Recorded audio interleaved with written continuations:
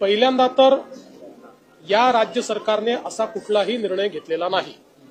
1988 सालापासून हा निर्णय या ठिकाणी महाराष्ट्रात लागू आहे। 88 साली याचा GR काढण्यात आलेला आहे। अनेक महानगरपालिकांचे मी आता त्या ठिकाणी मलाही माहित नव्हतं, मलाही मीडियातनं समजलं, मलाही माहित नव्हतं की अशा प्रकारचा निर्णय आहे। पण ज्यावेळी मी बघितलं तर अनेक महानगरपालिकांना मी विचारलं की तुम्ही का असा निर्णय घेतला, त्यावेळेस त्यांनी 88चा GR मला पाठवला आणि त्यांनी हे देखील पाठवलं की दरवर्षी ते अशा प्रकारचा निर्णय घेत आहेत।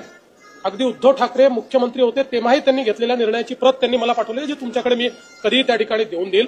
शेवटी सरकारला कोणी काय खावं हे ठरवण्यात काही इंटरेस्ट नाही। आमच्यासमोर खूप प्रश्न आहेत, त्यामुळे मला असं वाटतं की विनाकारण 1988 साली घेतलेला निर्णय आणि आज मात्र त्याच्यावर अशा प्रकारे वादंग तयार करायचा जणू काय आमच्या सरकारने निर्णय घेतला आणि काही लोक तर इथपर्यंत पोहोचले की ते शाकाहारी खाणाऱ्यांना नपुंसक म्हणायला लागले, इथपर्यंत लोक पोचायला लागले। तर हा मूर्खपणा बंद केला पाहिजे। अशा प्रकारे शाकाहारी, नपुंसक आणि मांसाहारी हे ज्याला जे खायचं तो ते खातोय। आपल्या देशात जे काही संविधानाने अलाव केलंय ते प्रत्येकाला जगण्याचा अधिकार आहे। आमच्या सरकारने घेतलेला हा निर्णय नाही, हा जुन्या सरकारनेच घेतलेला निर्णय आहे।